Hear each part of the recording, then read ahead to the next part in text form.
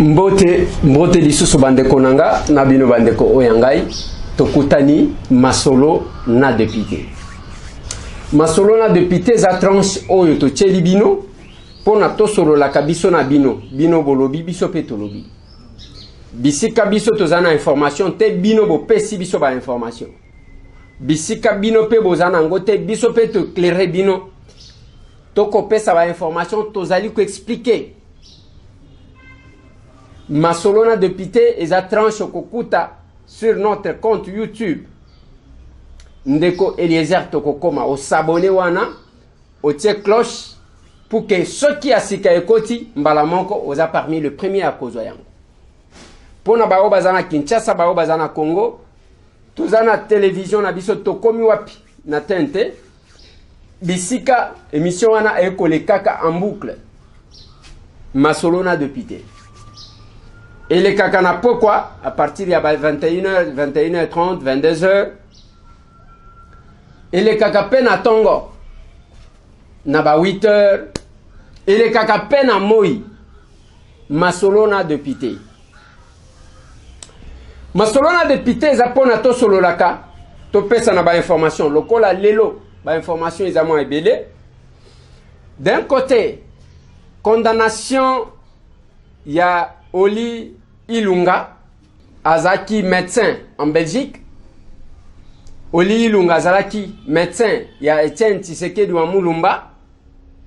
Oli Ilunga, ayako leka ministre ya santé, na gouvernement ya Chibala, nda yaki koleka ministre ya santé. Oli Ilunga bazali ko reprocher nini, balobi a détourné $400,000, ya gestion ya Ebola. Ebola, oyo ya Geraki, eza après Ebola oya ya Jera. Tozakuna na chwapa. Oli Ilunga ya géré Ebola oya Est. Ya Beni na Butembo. Na kati wana ndeba zaliko reprocher yeke a détournaki mbongo $400,000. Conseiller financier na Israël Mbouyi, nde oya yaki ko charger lobby, ko bima ya mbongo wananga na ebité. Oli Ilunga condamné après 6 mois, il y a mise en résidence surveillée. Il y a les gens qui ont cru que laisser aller, c'est parce qu'il y a eu un coup de fil, mutumoko bengaka, ainsi de suite. Maintenant, le bakanabino boza à la malembe. Ba condamné y a une cour de cassation à 5 ans. Il y a des travaux forcés. Il y a Isaac Mbouyi, ouais, Isaac Mbouyi, oyo azalaki conseiller financier naye. Batu balobi akokende en appel. Ouais. Mais esa décision à cour de cassation. Oyo en se prononçant ou en prononçant son arrêt à se référer à l'article 145 du code pénal livre 2. Oui, PC ba prérogative ya ko bakisa sur les peines ba makambo misusu. Lelo bande konanga. Mutu lokola Oli Ilunga, un médecin de renom, oye kosuka sikoyo na makambo ya mabe, yango na koloba na batu. Oza mandataire, olobi ozo kende na yo yiba na yo. Mais ça va vous rattraper. Nalobaki que mukolo moko akosili c'est la carrière na prison. Mukolo moko akokufela na prison. Nous y allons petit à petit. Au même moment, ba condamné Guy Matondo na 8 ans de prison. Guy Matondo azanani azalaki le tout puissant ministre à finance ya André Kimbuta. ba journaliste belé basala na émission bazaji ko benga ye grand prêtre so guiné nenge bobi misaka batu ba prêtre na mbongo wa l'état alors que mbongo wane za bisonios ngana yoka ke la kabino mawa. C'est l'inconscience. Sala ba faire ozala na mbongo na yo ndenge bayemba ba Didi Kinwani akota na politique ete azaki na mbongo na ye batu bako yemba ye akokaba yango ndenga lingi. Ce n'est pas oye na politique oyibi mbongo ya biso nyonso tu obimi prêtre babandi ko yembela yo nga peta mwe na beteli yo maboko te. Ete. Yango na lobaki na bino batu boko ba publier balobi ndekweneze akeko alobaki ke coronavirus ezate ti lelo nazo senga na batu bo pesa botela ngata ka mwa extrait ya place monsieur Tambo alobaki ke bazo kosa coronavirus ezate ezalokuta nazo senga ka mwa extrait wana na yambaki mama oyo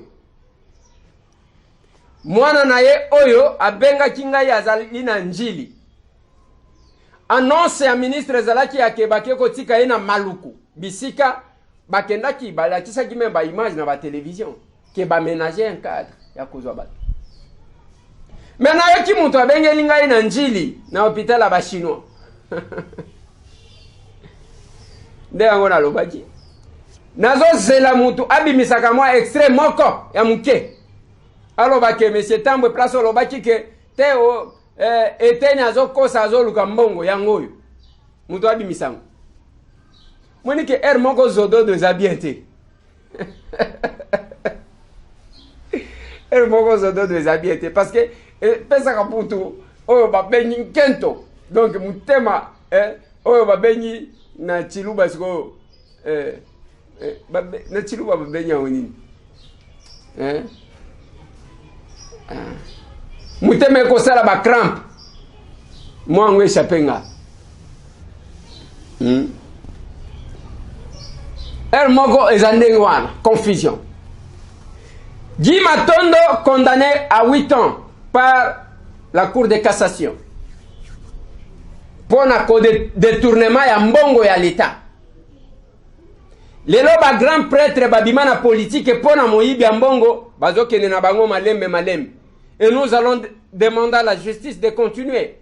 Parce que ce qui est continué était comme le règlement des comptes vis-à-vis à Batouana. Le pays a besoin d'argent. Il faut que la chose publique soit protégée. Et ça compliqué. Nalobaki na bino mutu moko akosili c'est la carrière na prison. Ba mandataire, je m'adresse à vous. Heureusement que coronavirus a kanji ba frontière avant. Ba nommé ba longoli yo ba ko soumettre yo na justice toye ba comment au Géraki. Les gens doivent répondre. Il n'y a que ça qui va changer les choses dans notre pays. Nakati wana Raw Bank a changé à longoli Thierry atie Mustafa Raoudi. Nda komi sikoyo patron, la DG ya Raw Bank. Bande konanga, le message est bien passé. Oh, en attendant, Raw Bank a lobby, Bobiso Grand, la première banque en RDC, oh, ba lobby qui to continuer à collaborer. Na lobby, la Raw Bank, à la kisina batuke, Thierry Azaki na kacha kop, tika to longola ye avant que Edouard Banque Mobimba. Na lobby bouye. La suspension. Il y a Thierry pour être remplacé par Raoudi. Mustafa Raoudi, na Raw Bank, c'est un aveu. Il y a Kola Kisake, le col les juillet, Bayebi ba mafia basalaka, et Koya Kolande la banque, to perdre news, to salanini to longola ye. C'est clair que ça. Yamona mituna kapona nini tozaka na banque internationale te na mboka na biso ata moko te tozaka na ba mercenaires économiques gaitambwe bayaka ko mibimisa ba grand prêtre pona nini tozaka na banque internationale te banque wano okena Paris omoni banque wana ezali okena Belgique omoni banque wana okay au Suisse omoni banque wana okay États-Unis omoni banque wana pona nini tozaka nango te okomona ka omoni banque na biso e banana Afrique awa et banana côté boy ainsi de suite baye awa cop lokola bayebi faiblesse ya ba congolais to profiter pour que bayi bakaba bomengo ya Congo bango bakoma kaminene ba commissionnaire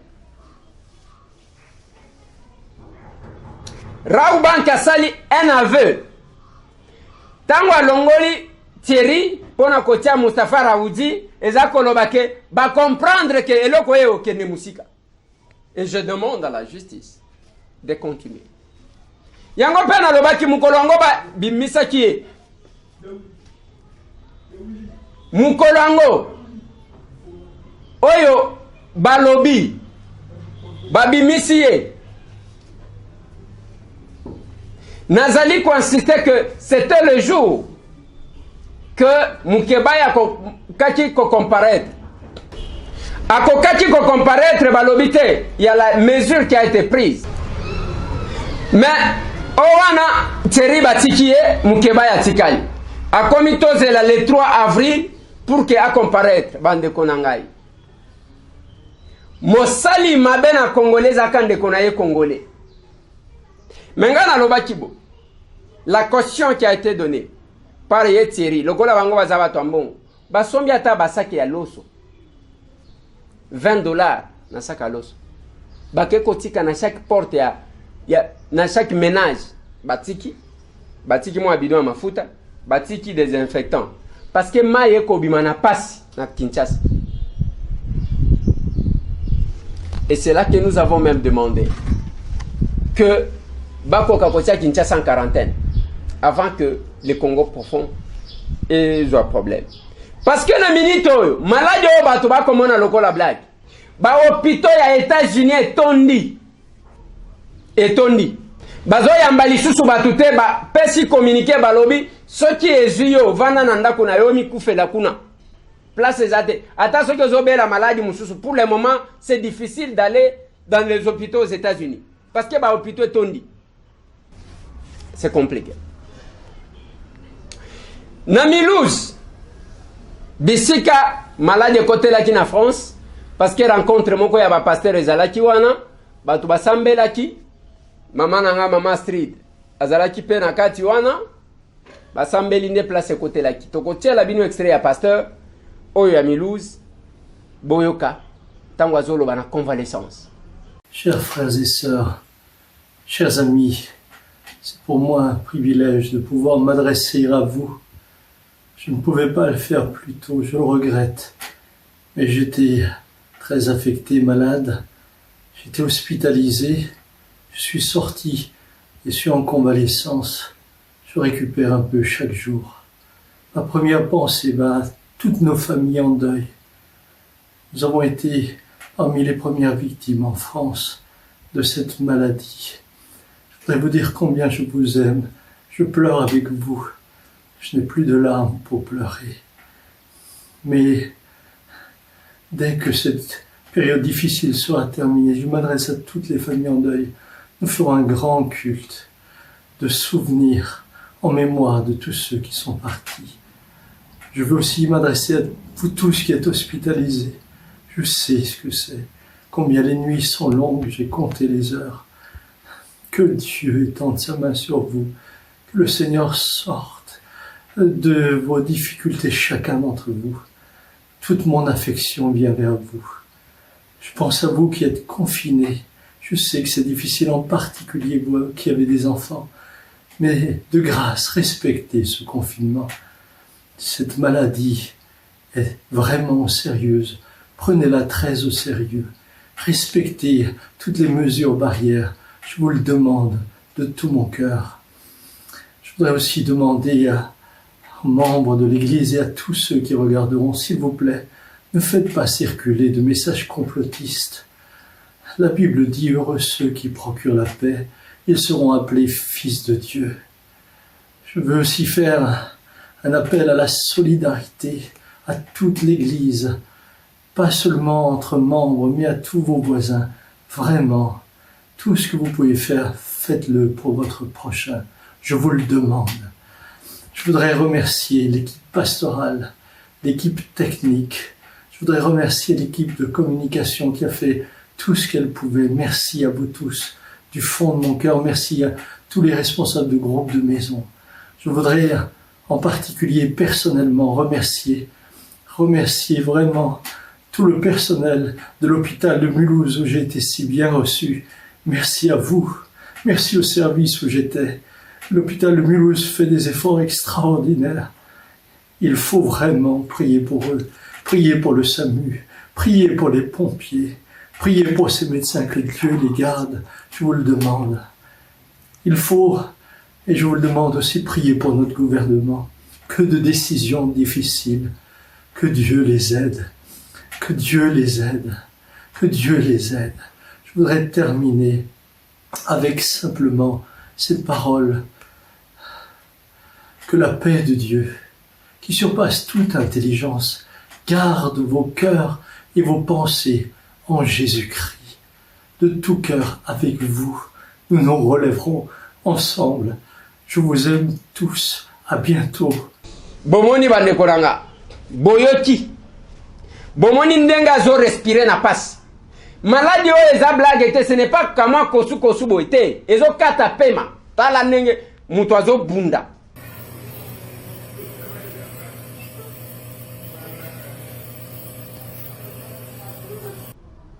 Eza na ba image ebele ya bana awa moyen to tie la bino ezate. Ça coupe le souffle et ce n'est pas de la blague. Nazo kanisa, nazo kamo ndenge nazo mona batu bazo négliger na Kinshasa. Bazo mona ngo loko les zone kakuna. Oto komela kimbiolongo. Eto kosala. Bazo zo ngo loko la blague. Ici, batu bako risquer kokufa loko la banzizi. Mi batela moninga. Yango na lobaki bacha ba moyen ebele na régie des eaux. Nasnel pour que ba pesa batumai. Soki mutu ayibi mbongo. Exemple ya Guy Matondo na Oli ezawana. Ce n'est pas que leki longo te. Toko tambola kana ba désinfectant. Na ba biloko. C'est pour nous protéger.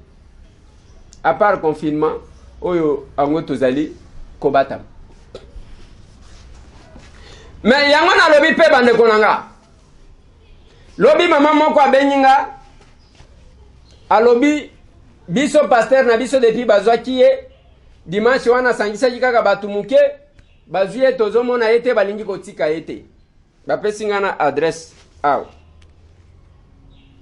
Bapesi ngana adresse ya église. Kuna na ma campagne. On va tout négliger. Yo pasteur tango zo sala lokola ozo tricher. Oza d'abord musali na nzambe. Eza normal te ya kobanda ko tricher. Oto uti ko tela bino c'est un pasteur lokola yo. Muto asangisa ki batu ebele. Tango ozo tricher ozo ko tsa batu na kuku. C'est l'inconscience eza malamu te. Eza malamu te.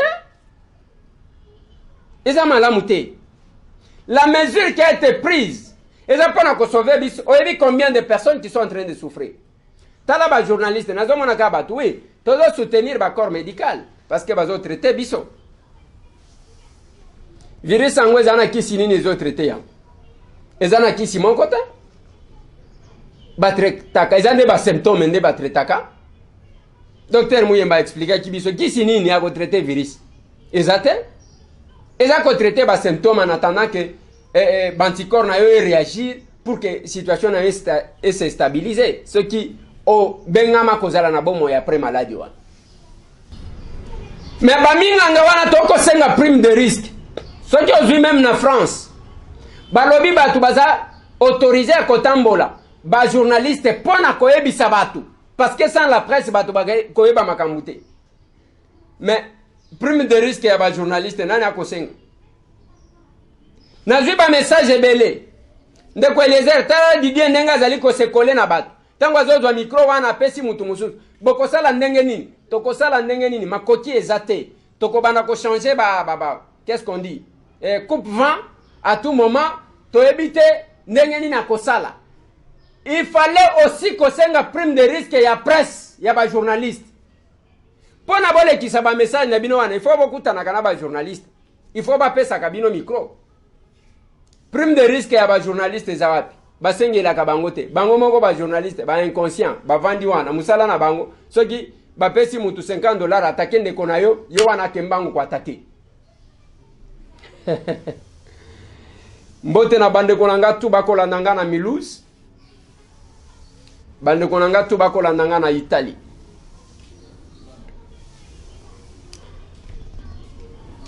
Docteur Bonaventure, les Congolais qui fait la fierté, c'est médecin à Zana Italie.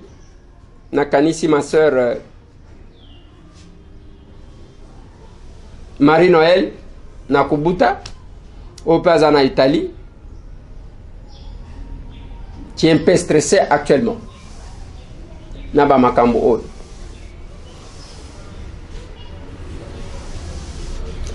Bande Konanga, il est important de avoir précaution.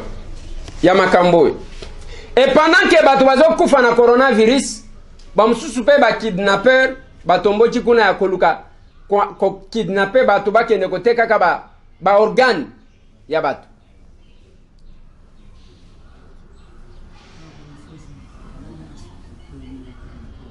Et qui sont là? Bakangi Batumi Balena Chofa, nous sommes dans la Lomami. Bakeye ko luka ko kanga batu pour que bakende kote ka ba organe po batinda kibango. C'est quand même bizarre.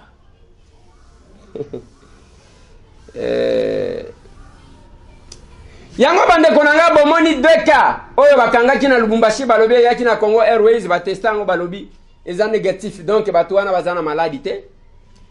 C'est l'UNRB qui a dit ça, le ministre de la Santé. Mais baloba qui est pas gouverneur Jacques Kabula a lobby que non bouging kaka ba militaire na ba policier et le Bumbashi les gens ont respecté. Coup de chapeau monsieur le gouverneur pour la mesure wana parce que des fois il faut prendre des mesures impopulaires. Mais tango zomona mukolo ngwa qui décision batu bazala qui prévenite que ba somba biloko akolia ba tshana ndako mais pour la vie ya batu il faut qu'on ait des mesures ou aucune na volonté à battre. Mais bakolande la banane sur les 75 passagers bakenda yukuna bakonzi na bakonzi. Bakonzi na bakonzi bakolande la banane. Nde ba batonda ki na avion. Et autre chose bande konanga. Ba oyo bakufa ki coronavirus bazwaki bibembe mibale wana ezaki na morgue ya mama yemo bakenda yiko chango samedi. Lobi ba yeko bimisa yango sur pression. Sur pression ya directeur ya morgue. Alobi boko yako ko bomba yango te, il faut kozwa yango mbala moko bomemi yango pour que ekende kokunda. C'est ça la décision. Babenda ni kuna. Awa il faut topé sa précision. Le deuxième cas oyo eye kobima. Ezaka ya mutu o nenge bozo kanisa wana te o mutu boye o mokonzi boye nde mutu akufite. Ezaka ya mutu wana te. Ezaka wana te. Ezaka ya mutu ayebani te balobi eza mutu moko utaki na diaspora. Nde ayacha wane séjour na kata séjour wana na ye nde mtu akufaki.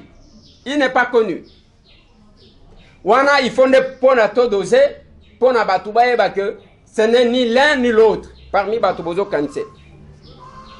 Bao wana tozo ka ke santé na bango ezali ku évoluer malamu.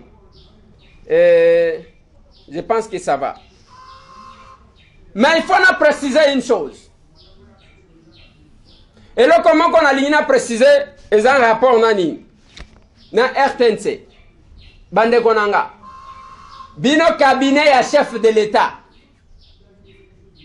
Bino batongo bokenda ka ba négociation.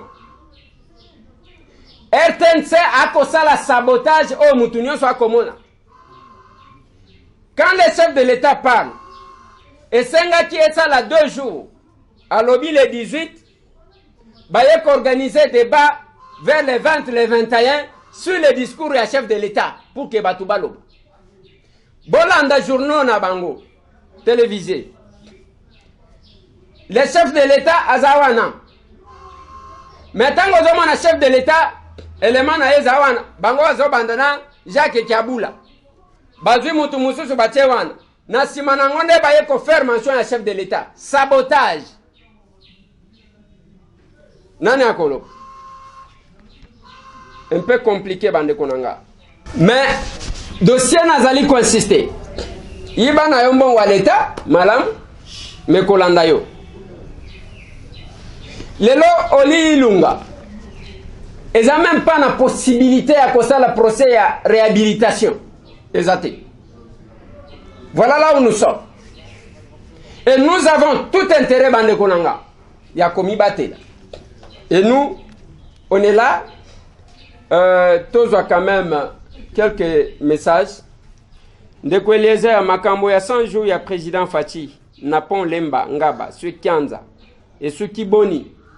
Bon, on a évité papa parce que Makambo, il y a 100 jours, il y a une commission, il y a suivi. Et il y a une commission, je pense, il y a Nicolas, maître Peter Kazadi, Batou Bazakuna, Nabiloko Wananga na évité. Bonsoir, Ndeko Eliezer. Tozolo Belali Kambu ya tracasserie ya ba agent ya SNEL na régie des eaux. Na moment oyo tozo traverser corona bango bazo menacer chaque jour ba coupir pour na soi-disant barrière. Eza normal te pendant ce temps bato ndengo wana soki baye bengela bango la police parce que batu eza ngonga ya ko tracasser batu te. Tozana posa ya mai, tozana posa ya électricité. L'État a l'obligation de couper Sabino Bambongo pour le moment pour nous faire quelque chose. Papa Tambwe, bonsoir. Biso awa na UPN, Sangamamba. Insécurité, maï passe côté transport, bazo respecté te. Oui, ngai pe na constaté ki yango, j'ai compris que ils ont un problème, batu bazana na difficulté à respecter Makamounion Soto. J'ai même appelé le général Kassongo pour insister qu'il faut que les mesures soient respectées. Mais c'est compliqué. Namoni même ba policier au Batien Anzela, j'ai fait remarquer bamsusu na boulevard, batele misi mutu. Mutu wana zo menacer bango, atondi si batu lokola soki nini et puis batikie bango wana bazokende. Sko boke na balabala ko sala nini. Ceux qui ont la capacité à contraindre batute à respecter les mesures, bovani na banda kuti. Oli à kokende, boko malokola ba poto, lokola monument ya Lumumba. C'est pas bon. Soit te kokende ko bana ko 5000 francs, 2000 francs pendant que makambu oyo ezo komisa batu musika. Bonsoir, honorable. Benganga, s'il vous plaît, to solo la likambu très important.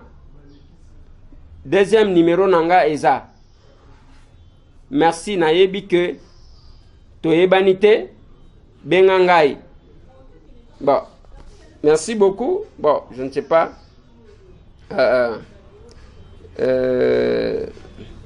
Bonjour, député Ezanga l'a dit Nakisenso. Merci beaucoup. Quelques messages.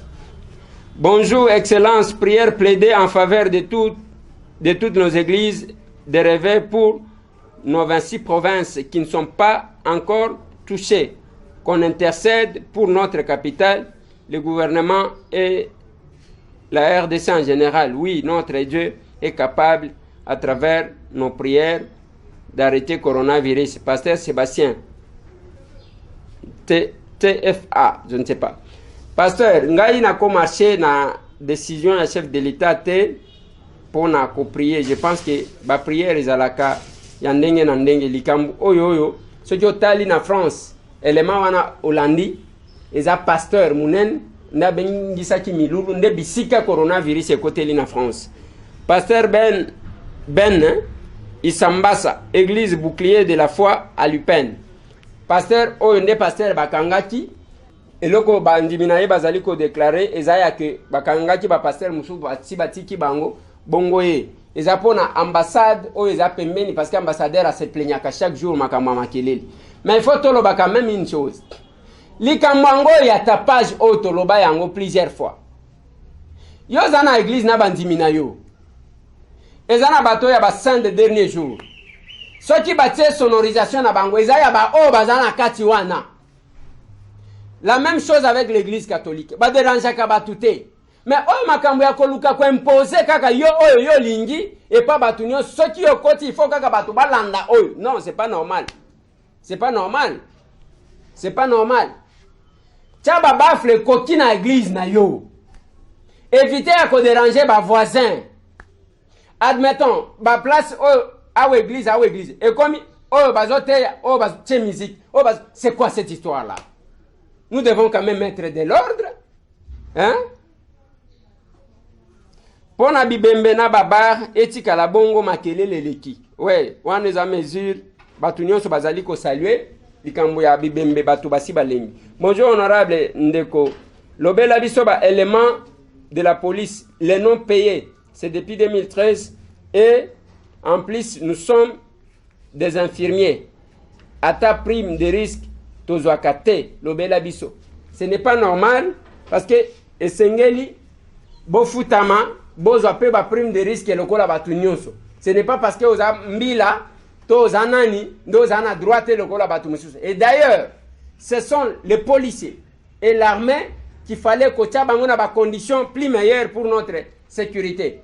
Le leto ko mona ozo kende na balabala ba policiers ba koma na bango batu ya bisenga senga ba militaire ba komi ko senga na balabala eza conséquence ya nini na condition ba tcheli bango. Alors que sous d'autres cieux ceux qui ont policiers yenda ko kabela yo yenda ko encadrer yo ako sécuriser yo ndenge nini ceux qui moko muto passe eza problème. Salinde ko Eliezer lobela biso kuna a tozali na moto moko pona nini tozali mosala ya seni tozali ba chauffeur biso nde tosala ki musala monde emoni yango mbongo na biso ya musala tozali ba soldat. Dossier ya ba soldat na uti koloba yango lisusu.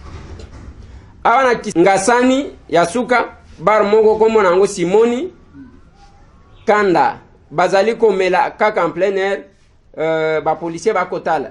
Mon général ba pesio adresse balobi en face ya maison communale ezana bar moko wana komo nango Simoni batu ba komela ba ko kipete. Il ne faut pas que ezala lokola 2 poids 2 mesures. Tozo bandeko o bazali ko intervenir par ba audio avant que tokende côté mususu. Tozo andeko liboso. Oui, ndeko Eliezer Mbote. Président ndeko Elda. Président alobi ke rétro commission eza bien mais eza na bato.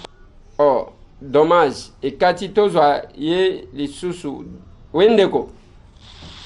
Bonjour ndeko Eliezer. Président ndeko Elda na Beli na pays France na ville ya Bourg-en-Bresse. Ndeko Eliezer ndenge na loba. Mais ndeko zo matsamu ngongo te. Oyo ba mesure président apesaki pona ya pandémie COVID-19 président alobi na point 6 soki otandiango alobi bien ke batu nyonso oyo bako déplacer na Kinshasa fo bazala soumise na ba test mais ndenge nini vol oya Airways ezaki soki na 70 quelques passagers na Kinshasa bakangi bango positif te mais na Lubumbashi bakangi bango positif ndenge nini contrôle fene esalamaka na Kinshasa bazotika batu wana badeplasaka bakenda na ba intérieur ya pays pona maladi wana epanzana. Bon, ndeko na yokio na pasi na zoyoka neti ozolobela makambo ya contrôle na senga kabino komatia mwa mungongo quand vous envoyez quand même audio parce que je ne sais pas commenter, je n'ai pas bien entendu, peut-être que batu balandi bien, on va y revenir. Tozo ndeko mususu.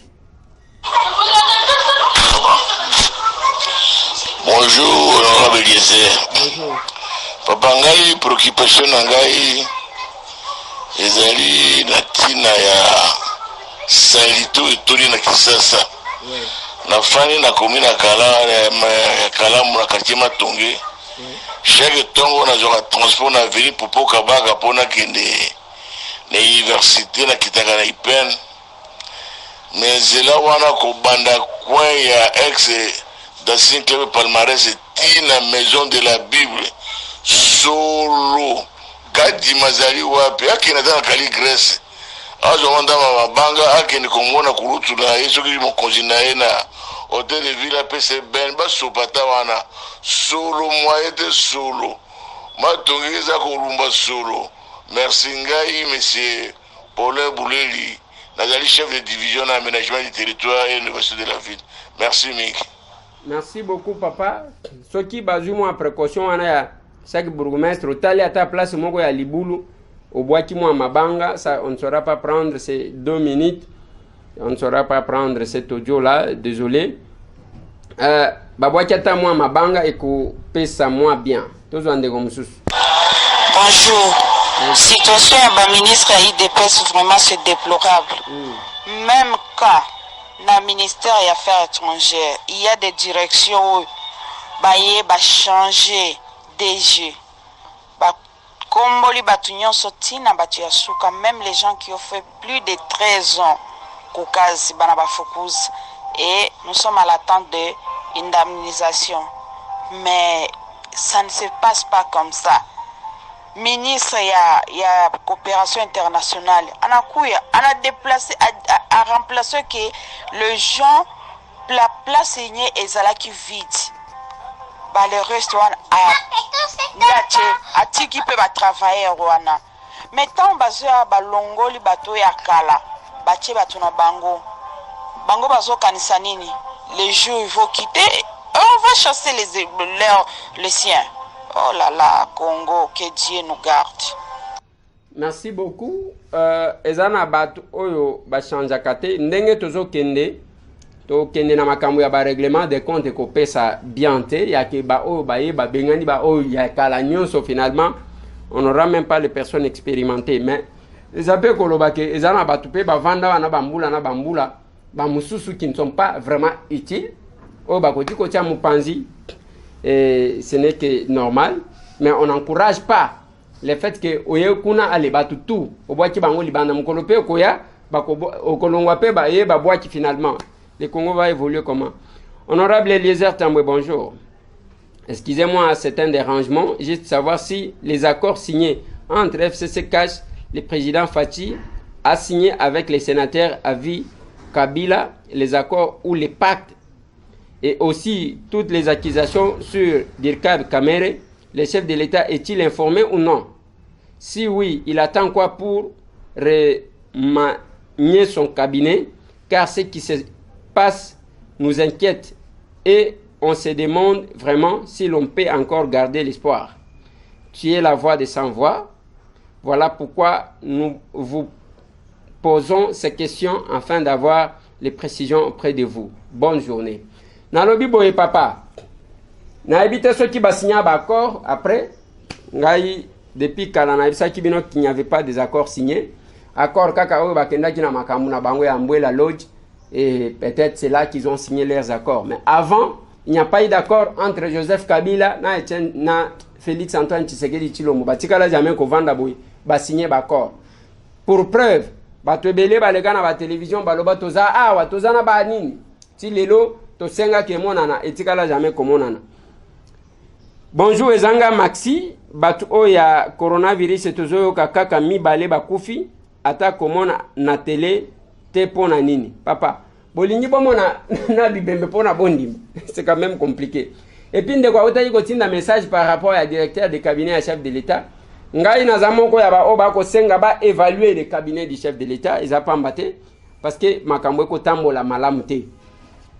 Kozela komona ebembete yeba ke malade zana Kinshasa, mi batela voisin, sinon bato ba okufa lokola banzinzi. Tozo ndeko mususu. Bonjour ndeko Eliezer, nazobenga à partir de Belgique, ils ont un message on a tikela ki olobi na moni, otanga ki ba message lobité. Olobaka na 2019 ke mama Marthe ayebisaka yo ke ona Félix Bosimba na loboko pona kobunda etumba. Lelo solution ezwami na nini na kati ya etumba wana. Félix a commis président.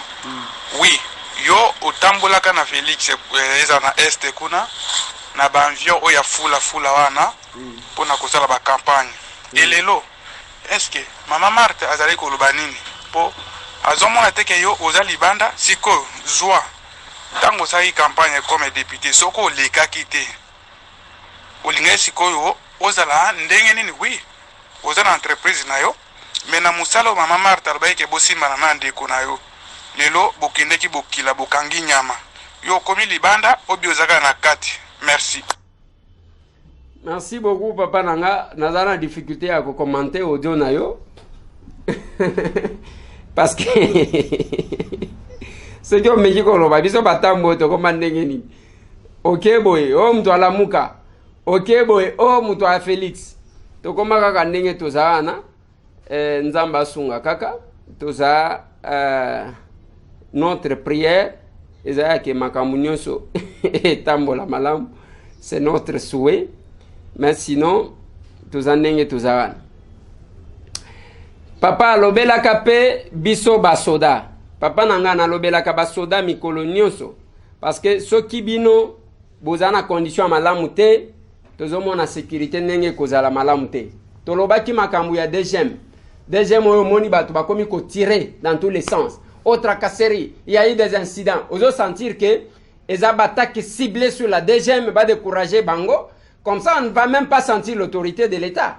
Faut vous respecter bato wana ndenge ozomona bango wana bango bako revendiquer te baza bato à sécurité tous les services qui lui rendent aujourd'hui à la nation dividendes sur le plan financier ezawap ce n'est pas bien. Nous avons besoin d'une bonne sécurité et sengeli sécurité ya malamu wana ezala lelo tozali même awa bamakambo ebele tokomona oyo bozoyoka oyo baarme kotia oyo bazosala boye oyo basali boye kote boye basali baredoki oyo batonda na baprovince c'est bien bon bonome bato wana Kinshasa ouais mais baoyo baza na province bazo répondre na nani et quelles sont les informations qu'ils donnent bamakambo ebele kosalema ya mabe pona nini tokozwaka ba rapport wana malamu te. Ce sont des choses qu'il faut peut-être comme kakotala tozande comme susu kwa benese nazoyo kabozoyo makambo ya bamatanga batu bazobenga mamatanga etika bo décision eza na mpe babete ebongo ya baba papa na ngai ya baba bana bazotanga lisusu te surtout na banda l'exemple Sodome na Gomorrhe makelele mwangola te tiba 23h ton bakokata nde bozwi mwa kimia lobela makambo wana etikala pe kaka bongo ya baba. Merci beaucoup. Je pense que eza revendication population alembi ba pratique moko boye nde yango akosengaka chaque fois basala quelque chose.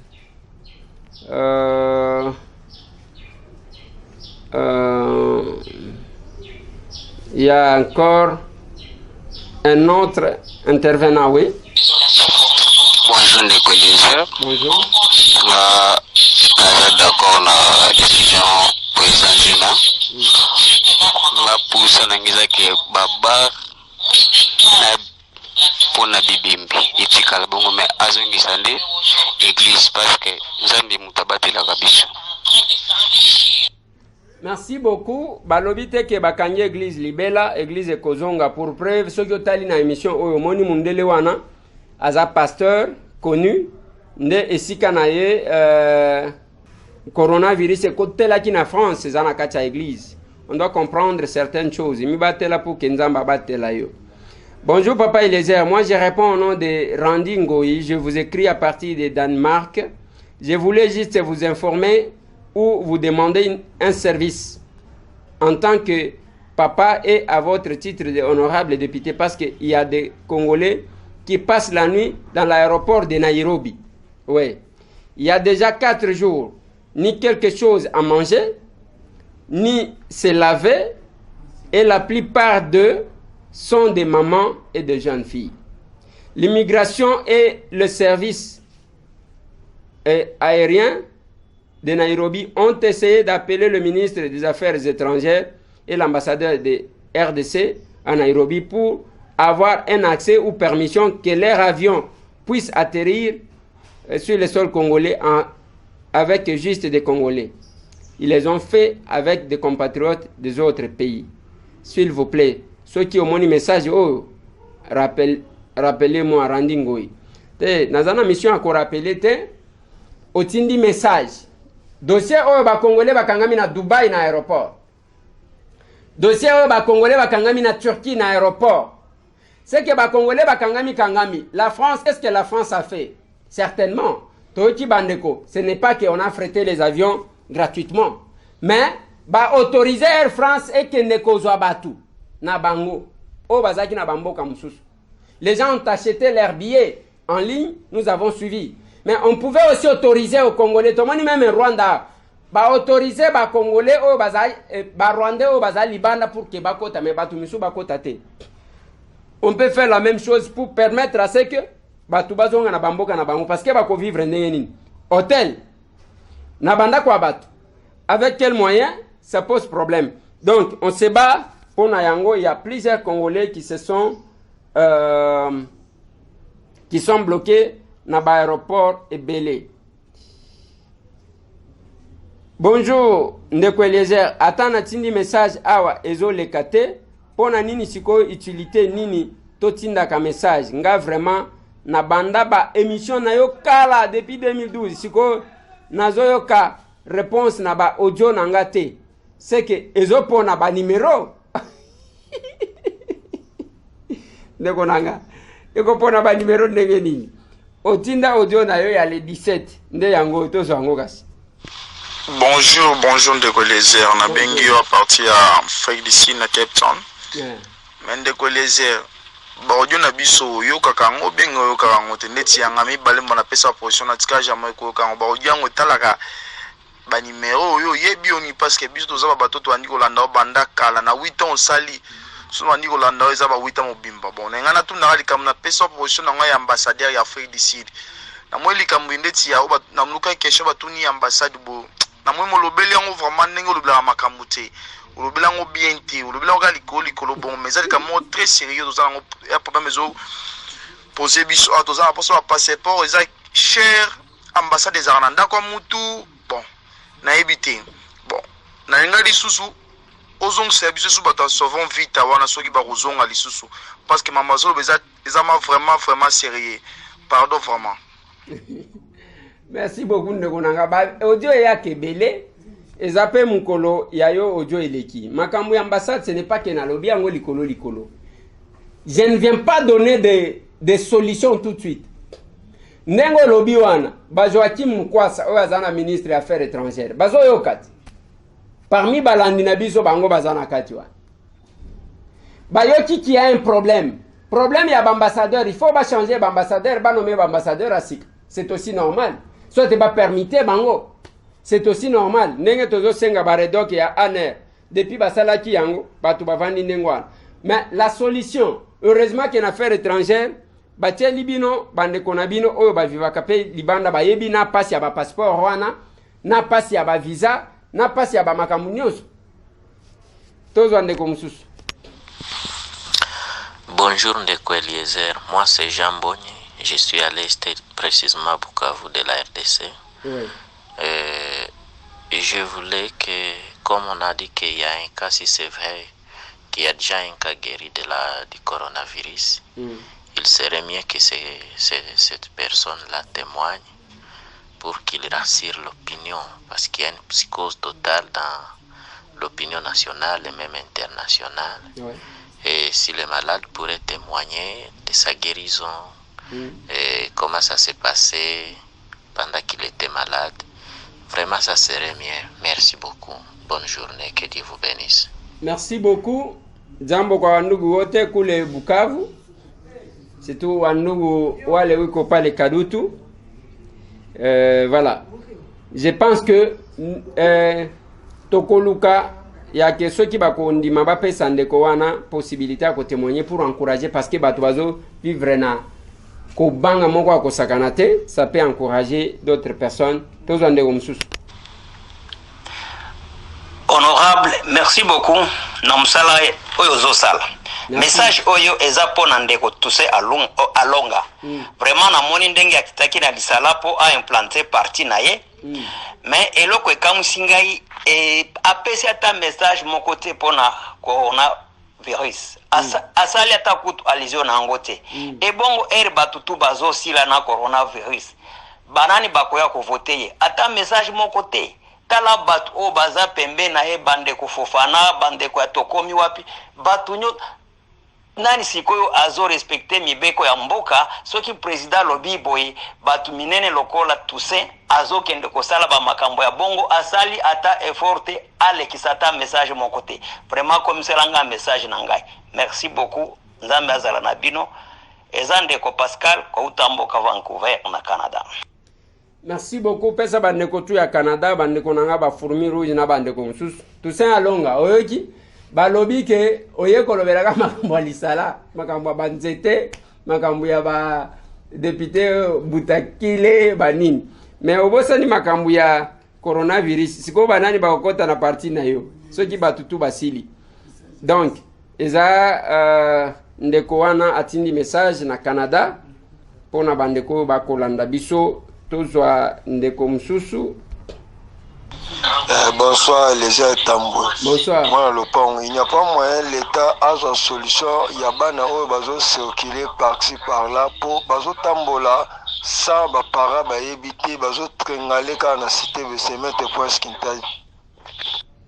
Et ça vraiment problème parce que pour lutter contre le coronavirus, il faut qu'on restreindre le mouvement. Neti babiso awa to comme une contrainte ya batu ce n'est pas OK o tamboli oyo ko telanga na ndako là ça ne marche pas.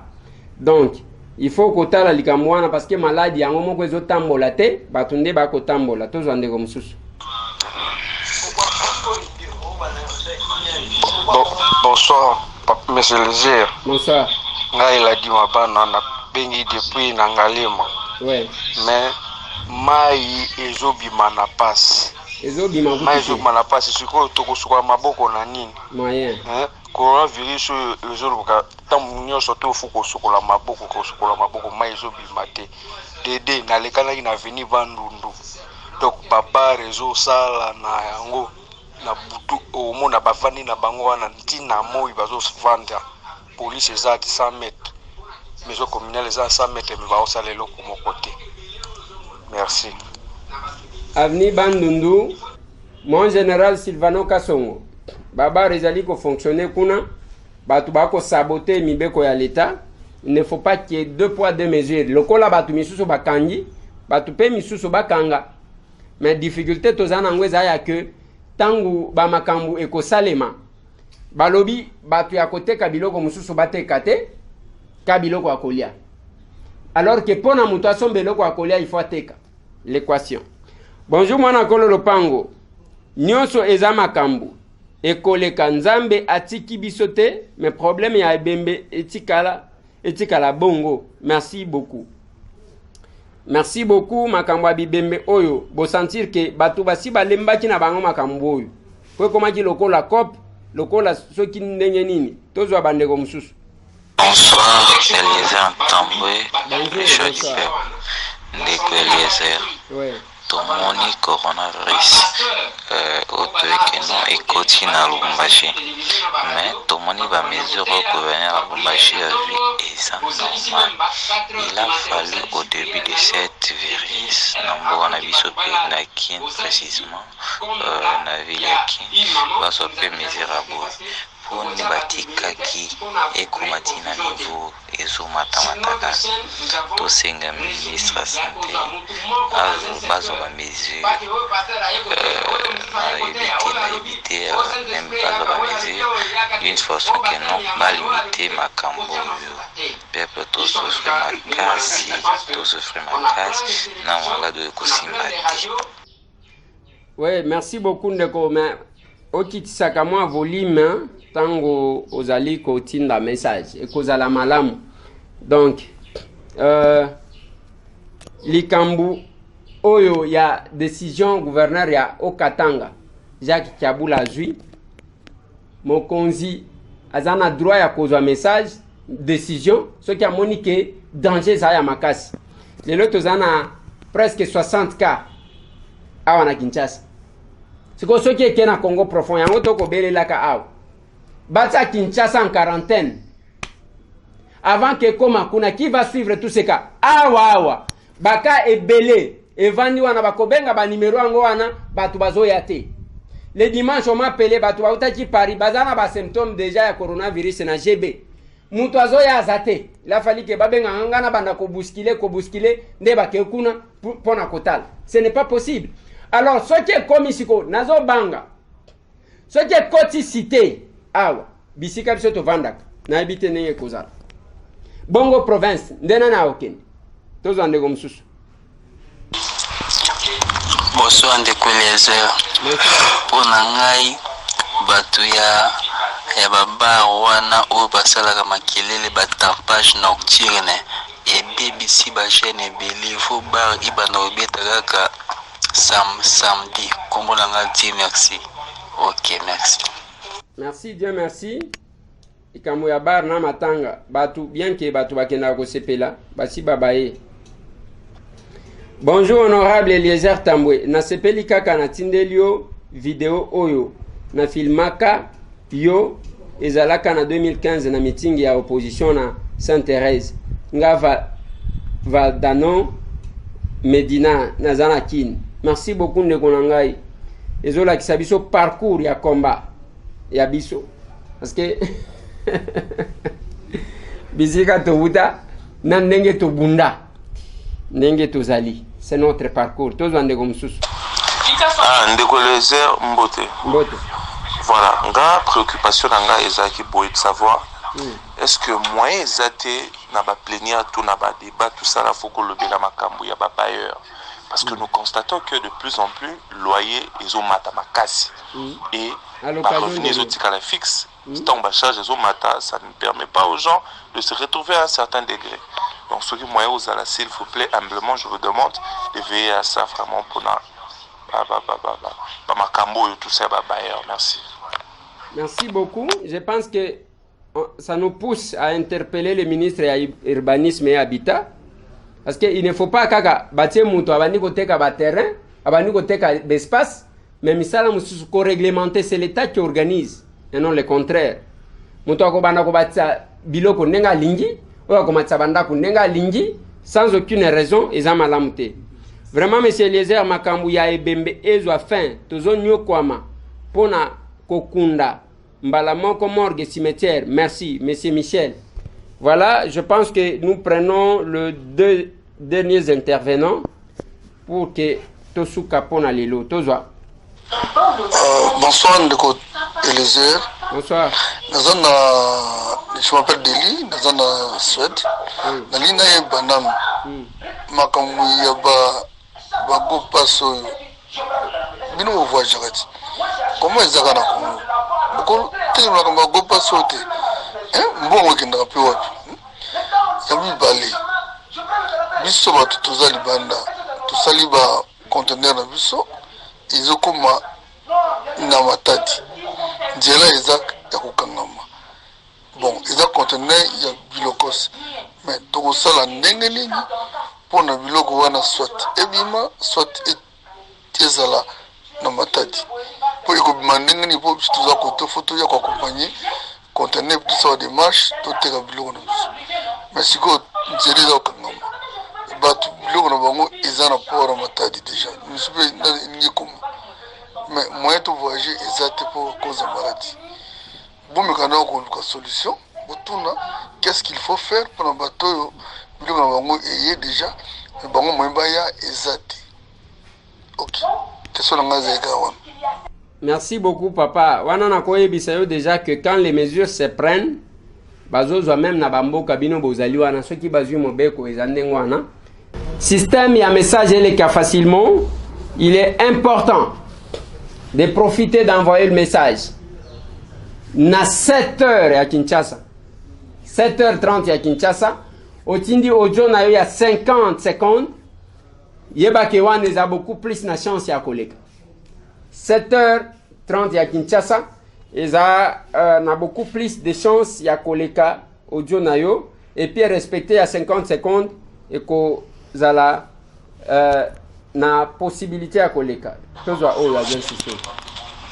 mon frère Elisère, comment vous allez?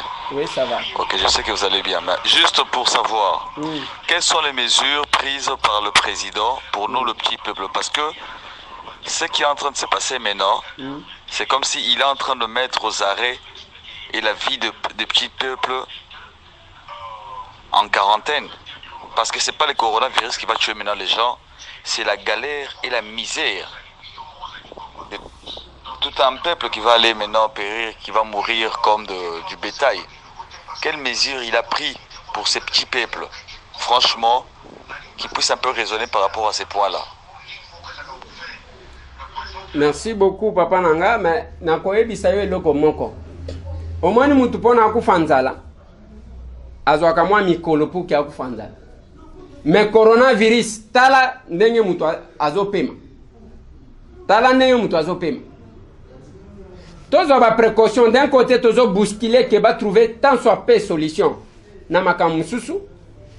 De l'autre côté, il faut tozo akape conscience. Il ne faut pas to bouder to mona makamunyo so kaneti makambu ezo le kandengwana. Boko limbi sabiso c'est plein de messages bande konangai eza vraiment moi problème ya likambu oyo.